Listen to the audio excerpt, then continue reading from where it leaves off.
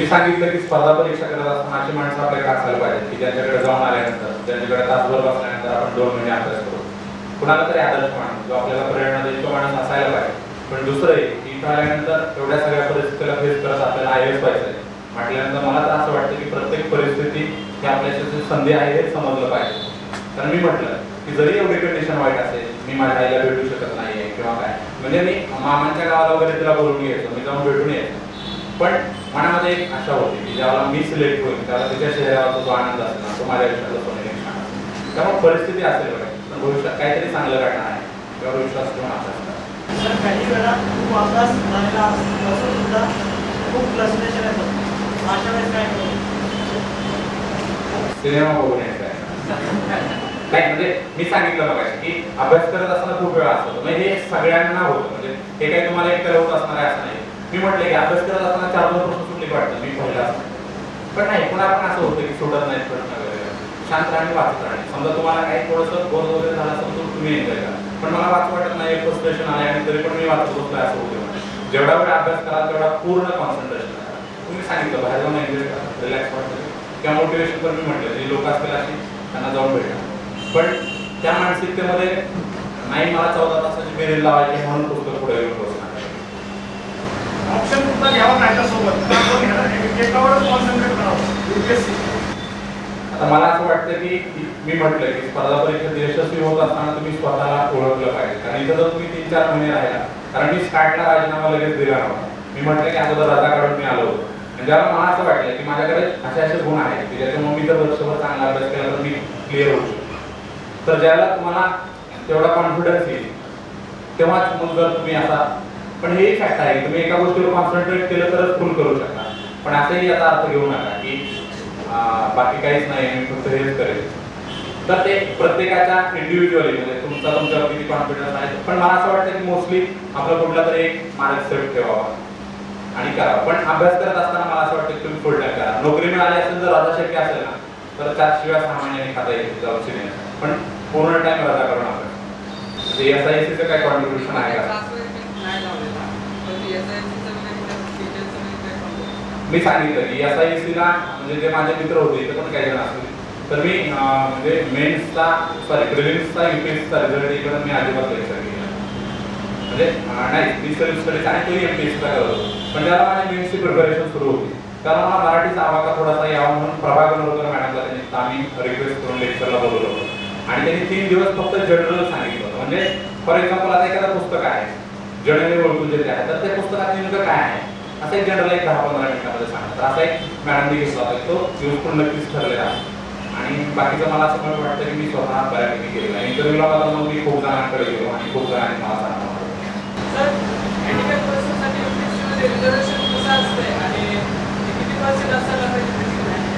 आता मला एवढंच माहिती आहे की ते 3% असतं.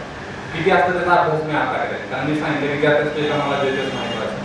पण जर म्हणजे मी तुला नंबर देईन, तुला जर काही तसं हे असेल तर मी तुला नक्की सांगितलं म्हणजे 8-10 दिवसांनी, कारण मला ते थोडंसं बघावं लागेल. पण 3% जागा असतात आणि ते वेगवेगळे असतात, म्हणजे डीपला वेगळे असतील, ऑर्थोपेडिकला वेगळे असतील किंवा डोळ्यासाठी वगैरे ते वेगळे असतील. इतर प्रश्न आहे की मुलाखत प्रादेशिक भाषेमध्ये दिल्यास मुलाखतीच्या गुणावर नकारात्मक परिणाम होतो का? मी सांगेन अजिबात नाही. कारण मी तिथं गेल्यानंतर मी तुम्हाला म्हटलं इथून जाताना मला वाटत होतं, तिथं मी काय ऐकलं माझ्या मनाचं की मला वाटलं की तिथं मी व्यवस्थित कम्फर्टेबल झालेला आहे, मी हिंदीतून बोलू शकेन म्हणून बोललो. तिथं त्यावेळेला जर मला असं वाटलं असतं त्या 15-20 सेकंदामध्ये की बाबा मला नाही बोलता येणार हिंदीमध्ये व्यवस्थित, मला टेन्शन आलेलं आहे किंवा लाज गोष्ट असते, तर मी मराठीतूनच बोललो असतो. आता हे म्हणजे काही जण सांगत असतील की मराठीतून दिल्यानंतर नकारात्मक परिणाम होतो, पण बघा म्हणजे हे कसं झालं माहितीये का, म्हणजे तुम्हाला चॉईस द्यायची की तुम्ही याच्यातून द्या किंवा त्याच्यातून द्या आणि त्याच्यातून दिले तर मार्क कमी देणार, तसं होईल असं. म्हणजे त्याचा अजिबात फरक होत नाही. म्हणजे ऑप्शन देऊन मग तुम्ही हेच ऑप्शन फॉलो केला पाहिजे असं काही नाही. मराठीतून दिलं तर काही तसा तोटा होत नाही. पण मला असं वाटतं की जर तुमचं एज्युकेशन तेवढं चांगलं झालेलं असेल, म्हणजे तुम्ही मेडिकल किंवा बाकी सगळ्या गोष्टी केल्या असेल तर काही हरकत नाही तुम्ही इंग्लिशमधून द्या. म्हणजे मोडकं का असेल ना तो एक चांगला ॲटिट्यूड दिसतो. सो पण मराठीतून दिल्यानंतर नकारात्मक परिणाम होतो असा अजिबात नाही, कारण तिथे गेल्यानंतर मला काय मित्र भेटले की त्यांना चांगला पुरवला मराठीचा. इथे दिले DED या पदविकेचा UPSC मध्ये कसा उपयोग आहे ते सांगितलं बघा. एक तर डीएड मुळे माझा सोशल ऍटिट्यूड वगैरे किंवा तिथं जे मी ते सगळं केलं होतं ते मला त्यांनी इंटरव्ह्यूला विचारलं होतं. डीएडला असताना सामाजिक कार्याचा निर्माण झाला आणि त्यातूनच प्रशासनात येण्याची इच्छा निर्माण झाली. आणि लेखनाची शैली असेल किंवा डीएडला एक ते एक विषय नसतो, खूप सगळे विषय असतात. त्याचा जे असतं आपल्याला इंडायरेक्ट सगळे विषय असतात. आणि लिखाणाची शैली मला वाटतं जे डीएडला जातात ते मोस्टली ग्रामीण भागातले हुशार असणारे पण परिस्थितीनं शिकू शकत नाही म्हणून डीएडला गेलेले पोरं असतात. तर डीएडला असणं हाच तुमचा प्लस पॉईंट आहे. कारण डीएडला असणं म्हणजे तुम्ही ग्रामीण भागात ओरिजिनल टॅलेंट आहे. कारण डीएडची मुलंच तिकडे नाही, अबोव 70% 80% कॅन्डिडेट असतात. त्यामुळे तुम्ही डीएड हाच सगळ्यात मोठा तुमचा प्लस पॉईंट आहे असं मला वाटतं. आणि दिलेल्या हिंदी भाषेतून मुलाखत देण्यासाठी दुभाषेची गरज असते का? मला असं वाटतं की शक्यतो नसते. कारण तिथं सगळ्यांना समजत असते हिंदी बऱ्यापैकी यूज केली जातात प्रशासकीय कामामध्ये. सो नाही यूज बऱ्यापैकी सगळ्यांना येत असते. जर तसा काय असेल मला आता नाहीच आहे हिंदी इश्यूज नाही. मी सध्या प्रथम वर्ष BA आहे व डीएड पूर्ण आहे. तर BA कुठल्या विषयामध्ये स्पेशलायझेशन करावे? आता दोन गोष्टी आहेत. एक तर डीएड ला केलेल्या अभ्यासाचा इकडे फायदा व्हावा वाटतंय का बाबा अभ्यास न करता इकडच्या अभ्यासावर BA व्हावं वाटतंय. तर दोन्ही तुला काय वाटतंय म्हणजे त्याच्यावर ते डिपेंड आहे की जर तुला BA ला वेळ देणं होणार नसेल आणि फक्त इकडच्या अभ्यासावर होणार असेल तर मला असं वाटतं की मग इतिहास असेल किंवा कुठला इकडचा जो विषय आहे की ज्याच्यावर तू सहजासहजी पेपर लिहू शकते असा विषय ठेवावा. तुम्ही UPSC ऑप्शनल सब्जेक्ट साठी कोणती पुस्तके वापरली त्याविषयी माहिती सांगा. मी सांगितलं UPSC ऑप्शनलला ज्याला हिस्ट्री ऑप्शनल होता प्रिलिम्सला त्याला मी सगळी पुस्तकं वाचली होती. म्हणजे मी NCERT वाचलं होतं, रोमिला थापर, DN झा किंवा ते JL मेहता, बिपिन चंद्र वाचलं होतं. पण म्हणजे ग्रोव्हर अँड ग्रोव्हर वाचलं होतं. पण ज्यावेळेला मी मेन्स केली त्यावेळेला मी फक्त क्वेश्चन आन्सर मध्ये अभ्यास केला होता. त्यासाठी क्रॉनिकलचं क्वेश्चन आन्सर फॉलो केलं होतं. त्याच्यामधून जे क्वेश्चन सब टॉपिक आले त्याच्यावर आधीच नाही काढलं होतं की ज्याच्यामध्ये त्यांनी जे मिस झालेले टॉपिक आहेत त्याचे क्वेश्चन आन्सर दिले होते आणि मी माझं MPSC केलेलं तिथं वापरलं होतो. तेव्हा मला असं वाटतं की तुम्ही अजूनही जे हिस्ट्रीचे किंवा मार्गदर्शन करणारे शिक्षक आहेत त्यांच्याशी अधिक याविषयी माहिती घ्या. काही क्वेश्चन असे असतात ज्याला आपण 50 to 60% करू शकतो. तर अशा वेळेस काय केलं पाहिजे? नाही मला समजलं काय. सर काही क्वेश्चन असे असतात की आपण 50 to 60% शुअर असतो की हे आन्सर या दोघांपैकी एक आन्सर निगेटिव्ह सिस्टम असल्यामुळे आपण काय केलं पाहिजे? आता त्याच्यासाठी म्हणजे आता काही रिस्क तर घ्यावी लागते. म्हणजे प्रिलिम्स मध्ये हे तर फॅक्ट आहे. कारण प्रिलिम्सला म्हणजे 200 प्रश्न असतील तर सगळे तर तुम्हाला येत नसतात. 120-30 चांगले येत असतील तर रिस्क घ्यावी लागते. पण त्यासाठी ते रिस्क किती घ्यावी तर मला असं वाटतं की तुम्ही ज्याला प्रिलिम्सचा टेस्ट देत असता किंवा पेपर सोडवत असता तर त्याला हरकत नाही की मला हे येत नाही की अशा 10 प्रश्न होते की जे मला 60-50% वाटत होते पण मी सोडवले. त्याचं मला असं वाटतं की ते रिस्क घेतलेलं तुम्ही प्लस मध्ये राहत असेल तर ते तुम्ही ठेवायला पाहिजे. 10-20% रिस्क घेतलं. आपलं पुढचं मिशन काय आहे?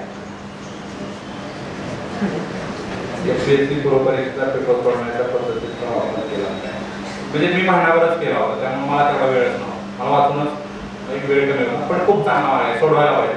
म्हणजे जितके जास्तीत जास्त तुम्ही प्रश्न सोडवा फॅक्चुअल तेवढा तुम्हाला फायदा होतो. तो वेळ आहे सोडवायला.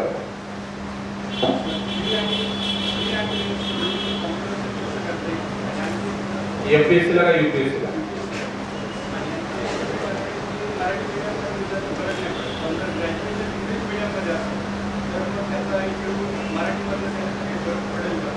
नाही फरक पडणार नाही. पण मी एवढं सांगतोय की म्हणजे जर तुम्हाला मोडकं तोडकं बोलता येत असेल तर बोलायला काय हरकत नाही. कारण इंटरव्ह्यू मराठीतून देण्याचा फक्त एक गोष्ट होऊ शकते. म्हणजे तुम्ही हे समजून घ्यायला पाहिजे की तुमचा इंटरव्ह्यू 20 मिनिट झाला तर ट्रान्सलेटर 10 मिनिट घेणार हे तुम्ही ऍक्सेप्ट करून चालायला. त्यामुळे मग त्याच्यात तुम्हाला तर ठीक आहे मी 10 मिनिटात आहे माझं काय देऊ शकतो. म्हणजे इंग्लिश किंवा हिंदीमध्ये बोलण्याचा फायदा एकच असतो की तुम्ही डायरेक्ट कम्युनिकेशन करू शकता. दुसरी एक गोष्ट असते की इंटरव्ह्यूला आपल्याला सांगितलं जातं की पॅनल प्रमुखाच्या किंवा बाकी सगळ्यांच्या डोळ्यामध्ये बघून बोलावं वगैरे तर ते थोडंसं इफेक्टिव्ह राहतं. नाही असं नाही पण वेळ असल्यानंतर काय हरकत नाही हिंदी किंवा कारण तुम्ही वाचता नाही तर हिंदी किंवा इंग्लिश मधूनच वाचता मोस्टली. मराठीमधून बरंचसं मटेरियल आहे पण आपण क्रॉनिकल वगैरे जरी वाचलेले असतात तर मला वाटतं मोडकं तोडकं बोलायला काय हरकत नाही. मनाची तयारी घेऊन चालावं आणि अगदीच जमत नसेल तुमचा कॉन्फिडन्स लूजच होत असेल हिंदी किंवा इंग्लिश केली तर मराठीतून बोलायला काय हरकत नाही. तुम्ही कॉन्फिडंट कशात राहता हा महत्त्वाचा प्रश्न. मराठी माध्यमातून जीएसचं स्टडी मटेरियल, म्हणजे तुम्ही पेपर जर बघितले ना, म्हणजे UPSC मेन्सचे आता हिंदीतून वाचावं लागतं मोस्टली, ही फॅक्ट आहे. म्हणजे सगळं तुम्हाला जीएसचं मराठीमधून नाही भेटणार. पण मी एवढं नक्की सांगतो की बदललेल्या पॅटर्न जर तुमचा MPSC मेन्स अभ्यास चांगला असेल ना, तर तुम्ही खूप लिहू शकता. एवढं नक्की सांगितलं की प्रचंड त्याचा वापर तुम्ही तिथे करू शकता. फक्त मग क्रॉनिकल असेल किंवा कुरुक्षेत्र असेल, योजनाचे काय असतील ते तुम्हाला वाचावं लागतील, म्हणजे ते महत्वाचं आहे. तो मराठीतून तुम्ही जे MPSC ला वाचलेलं आहे ते सुद्धा उपयोगी पडेल. कारण तेव्हा बरेच जण असं म्हणतात की ते MPSC मटेरियलची क्वालिटी असत असेल, ते क्वालिटीचा प्रश्न येत नाही. म्हणजे तुम्ही इंग्लिश मधून वाचलं की तितक्याच क्वालिटीने तिथं लिहिता असं तुम्हाला म्हणायचं का? तिथं काय लिहितो कधी कधी आपणच आपल्याला हसू येतं लिहित असताना.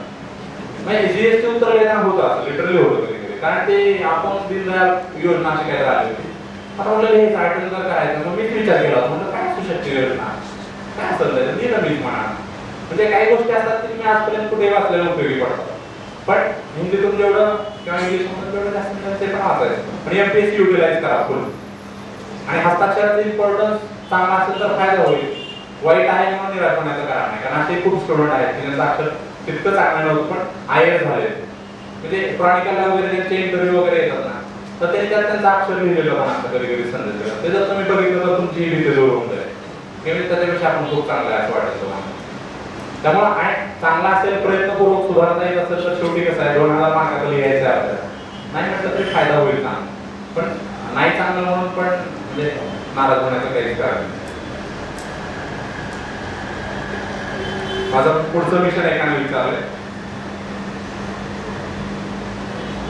म्हणजे मी असं नाही का खूप धाडसाचं ठरेल फ्युचर मधलं सांग, पण एवढं निश्चित सांगतो की IASच्या बियॉन्ड जाऊन मला खूप काहीतरी करायचं.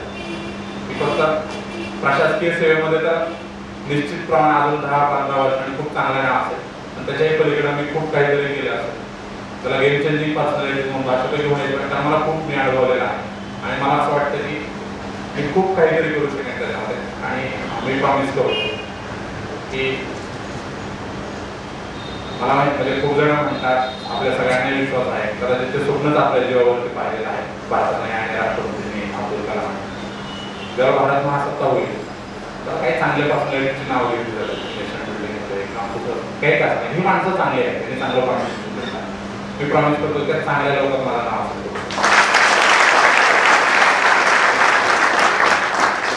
एक जणांनी विचारले, तो 10वीचा विद्यार्थी आहे, अभ्यास रात्री जागून करावा की सकाळी पहाटे? मला असं वाटतं की 10वीला रात्री जागून करायची काही गरज नाही. फ्युचरमध्ये वेळ पडली तर काही हरकत नाही. शेवटी अभ्यास म्हणायचं महत्वाचं आहे, मग तो रात्री होतो की जागून. पण त्याचा आपल्या प्रकृतीचा त्याचा हे आहे, म्हणजे एखाद्याला रात्री अभ्यास करून जर दिवसा म्हणजे ते सकाळ फार छान ग्राफिट येते. एखाद्या रात्रीचा दिवस जरूर करावा पण दुसऱ्या दिवसाची रात्र होणार नसेल. म्हणजे त्यामुळं ते तुमच्यावरती डिपेंड आहे. जर तुम्हाला रात्री अभ्यास करून तुमचा चांगला अभ्यास होत असेल तर जरूर करा. कारण मी काही वेळा तो केला होता, जेव्हा मला असं वाटतं की मला डिस्टर्ब होते दिवसात करायला सुरुवात. आणि पाठवून उठून अभ्यास करायचं हे तर मला स्वप्नच होतं की अजून स्वप्न नाही जमलं मला. तर मी याचा UPSC साठी कोणती साईड घेऊ, म्हणजे मला असं प्रामाणिकपणे वाटतं की माझ्यापेक्षा कुठल्या तरी चांगल्या व्यक्तीला विचारावं. कारण मी तेवढं नाही तसं सांगू शकणार की चांगल्या अजून सर असतील किंवा अजून अशी खूप चांगली माणसं आहेत की त्याच्याविषयी खूप चांगलं तुला ते सांगू शकतील की तू आता कुठली साईड घ्यावी. कारण मी मुक्त विद्यापीठात झालं, मला बाहेरच्या साईड पण नाही. आणि मी सध्या BComला आहे. UPSC मध्ये BComचा उपयोग होईल का?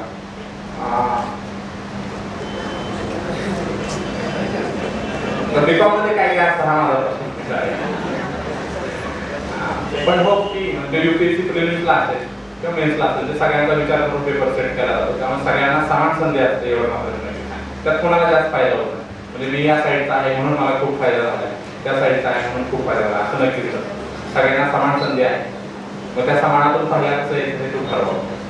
आता इथे एक जण लिहिले की MPSC मेन्सचा पॅटर्न बदललेला आहे, त्या दृष्टीने कसा अभ्यास करावा. मी जास्त अभ्यास केलेला नाही, पण ज्यावेळेला मी स्टार्टला बघितलं होतं मला असं वाटतं की एक तर 4 पेपर आहेत मला वाटतं 150 मार्क्स आणि 100 मार्क्स 2 डिस्क्रिप्टिव्ह आहेत. म्हणजे मला स्वतःला असं वाटतं की त्यातले 2 पेपर 150 मार्क्स ते तुमचे खूप स्ट्रॉंग असायला पाहिजे. आता ते तुम्ही ठरवा की ते 2 पेपर कुठले असायला पाहिजे. मग तुम्ही ते हिस्ट्री जॉग्राफीचा एक आणि पॉलिटिक्सचा एक सिलेक्ट करा की ज्याला तुम्ही 100 द्यावा स्कोर 120 पर्यंत गेला तर खूपच छान. 2 पेपर खूप चांगले करा, त्यासाठी एका पुस्तकावर नका डिपेंड राहू. 2 to 2 3 पुस्तकं वाचा. आणि दुसरे 2 पेपर असतील की जे तुम्हाला खूप अवघड वाटतं, मला नाही जास्त कळणार वगैरे, तर त्याला जे त्यांनी मिनिमम क्वालिफाईंग ठेवलेलं आहे 45 आणि कॅटेगरी, तर त्याच्यात थोडंसं पुढे गेला तुम्ही 68 वगैरे काय तर होतं ते, तर तुम्ही त्याचा 80-90 मला काढायचं आणि 2 पेपरला मात्र खूप चांगला स्कोर घ्या. आणि मराठी आणि इंग्रजी डिस्क्रिप्टिव्ह आहे, बऱ्यापैकी आपण प्रेडिक्ट करू शकतो, प्रॅक्टिसला खूप चांगलं लिहिता येतं. त्याला 70-65-70 मार्क्स असतील तर मला वाटतं ते खूप चांगलं आहे. त्यामुळं काही गोष्टी म्हणजे सगळ्याच गोष्टी खूप चांगल्या करता येतील असं नाही, पण त्यातल्या तुम्ही तुमच्या इंडिव्हिज्युअली ठरवा की मला या विषयाला मी 120 स्कोर घेईन, या विषयाला 110 घेईन, याला 80 घेईन, याला काय 75-80 घेईन आणि या 2 विषयाला 70-75 किंवा काय घेईन.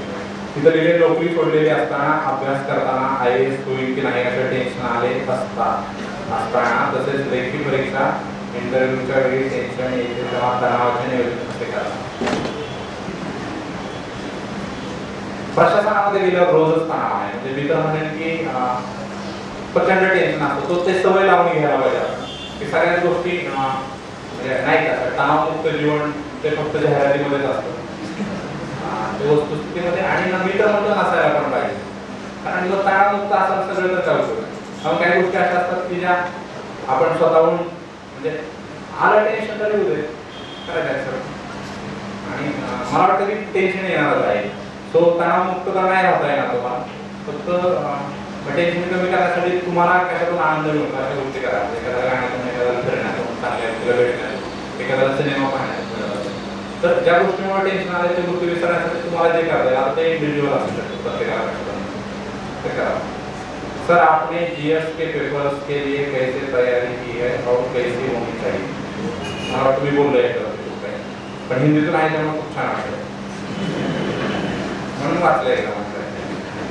सर माझे BA मुक्त विद्यापीठातून झाले, मी शिक्षक आहे. MPSCचा आणि UPSCचा अभ्यासक्रमासाठी फायदा होतो. MPSCचा आणि UPSCचा अभ्यासक्रमासाठी फायदा होतो. नेमकं BA ला याचा किती फायदा होतो का त्याचा BA ला किती फायदा होतो नाही कळलं. मराठी UPSCचा अभ्यासक्रम थोडक्यात माहिती सांगा. म्हणजे UPSCच्या मराठीबद्दल मी बरंच बोललोय, मला अगदी इंटरव्ह्यू आल्यापासून सगळी पुस्तकं विकणं हे केलं आहे. इंटरव्ह्यूला महाराष्ट्राचा जो खूप चांगला अंक आहे, मला वाटतं इंटरव्ह्यूला ते खूप सफिशियंट असतं आहे. आणि बाकी मग प्लॅनर्सची वगैरे पुस्तकं आहे. महाराष्ट्र वार्षिकीचा मी मागाशी उल्लेख केला की ते मला महाराष्ट्र सदनमध्ये पण खूप जणांचं दिसतं, खूप चांगलं आहे, म्हणजे एक्सलंटच असतं काय.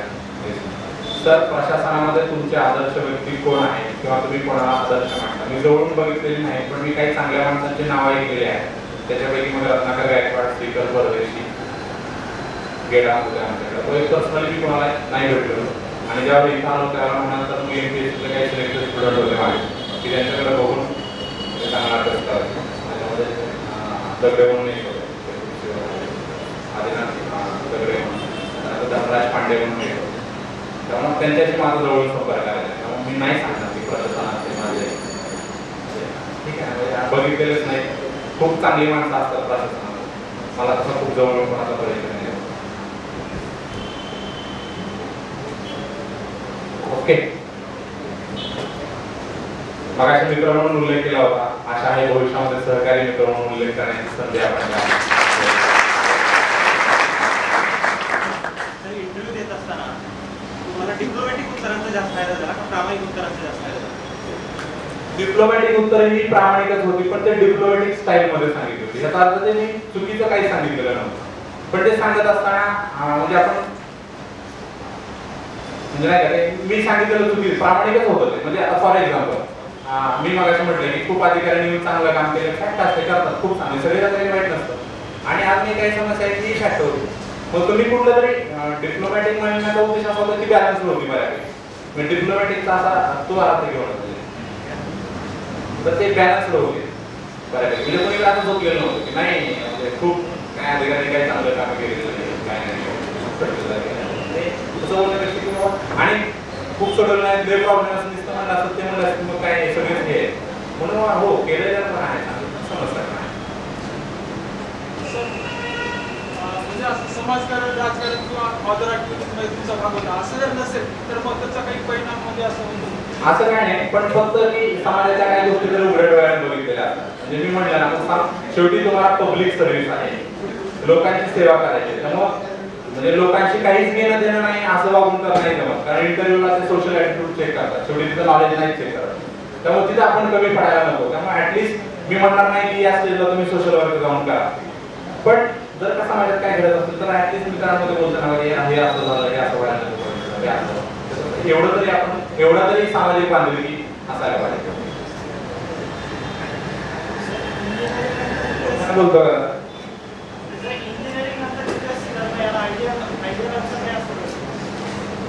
काय म्हटलं?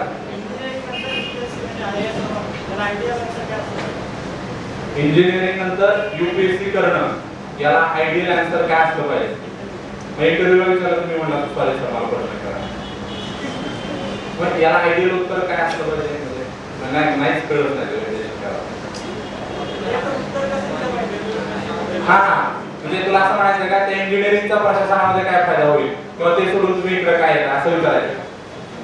हा आता ते तुमच्याकडे काय काय असतात म्हणजे फॉर एक्झाम्पल डीएडचं मला विचारलं, मला इंजिनिअरिंगमध्ये मी मला त्याच माहिती नाही, मला डीएडचं विचारलं असतं तुम्ही सांगितलं असतं की सर शिक्षण हा मूलभूत हक्क आहे, शिक्षण जर अधिक चांगल्या पद्धतीने दिलं गेलं तर खूप काही गोष्टी त्यातून सॉल्व्ह होऊ शकतात, लोक साक्षर होतील, रोजगार मिळेल, गरिबी कमी होईल, भांडणं कमी होतील, खूप गोष्टी आहेत. मग ते लिंक लावता येईल, भांडणं कमी झाली तर पोलिसांना कमी होईल, ते खूप शेवटपर्यंत लावू. त्याचा तुला अनुभव आहे त्याच्यावर, मी त्याच्यावर मला माहितीच नाही.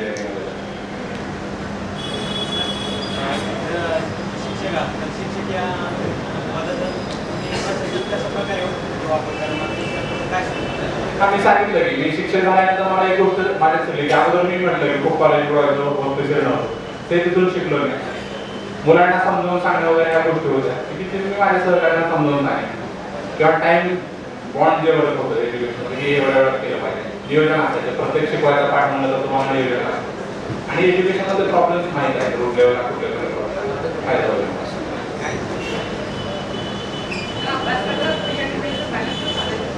अभ्यास करताना प्री आणि मेस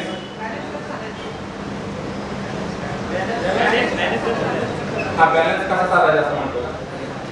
आता UPSC प्रिलिमचा अभ्यास करत असाल तुम्ही तर म्हणजे हे बघा तुम्ही जर मेन्सचा पेपर बघितला असेल तुम्हाला असं कळेल की प्रीच्या सिलेबसवरती बऱ्यापैकी तुम्ही UPSC मेन्सचा GS चा पेपर लिहू शकता, कारण तेच तुम्ही प्रीला म्हणजे फॅक्च्युअलवर स्ट्रेस करत असता आणि आता असं झालेलं आहे की तिथेही अनालिटिकल विचारतात बरेचसे क्वेश्चन प्रिलिम्स आणि मग मेन्सला पण GS ला तुम्ही लिहू शकता आणि GS ला बरेचसे क्वेश्चन आले अप्लाइड यायला लागले.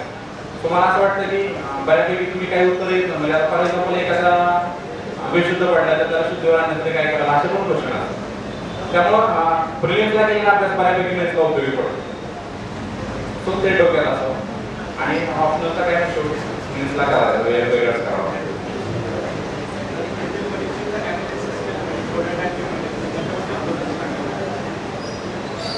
मी अनालिसिसच वर बोललो होतो बरंच मागाशी बोलत असताना की ऑप्शनलचे म्हणजे फॉर एक्झाम्पल मी सगळं तर अनालिसिस नाही सांगणार, पण मी फॉर एक्झाम्पल मागाशी मी मराठी लिटरेचरचं उदाहरण दिलं. लिटरेचरचा पेपर सेकंड 300 मार्क्सचा असतो. 300 मार्कातली जी पुस्तकं गद्य होती म्हणजे कथा कादंबरी संदर्भ तर त्याच्यावर 180 मार्काचं सोडवणार असं मी ठरवलं होतं. त्याच्यासाठी 3 पुस्तकापैकी बरीचशी चांगली केली, पण उरलेल्या त्यातून फक्त 120 मार्काचं सोडवायचं आहे. त्यातलं 60 मार्काचं संदर्भाचं स्पष्टीकरण आहे की ज्याला अभ्यास मी करणार नाही, उरतो फक्त 60 मार्क्स. तर त्या 60 मार्काचं ते एक क्वेश्चन जर का प्राचीन काव्यातून येत असेल तर त्याचे फक्त 2 काव्यसंग्रह आहेत, ते चांगलं आहे 2 म्हणजे त्या अनालिसिस करायचं. Okay, wish you all the best.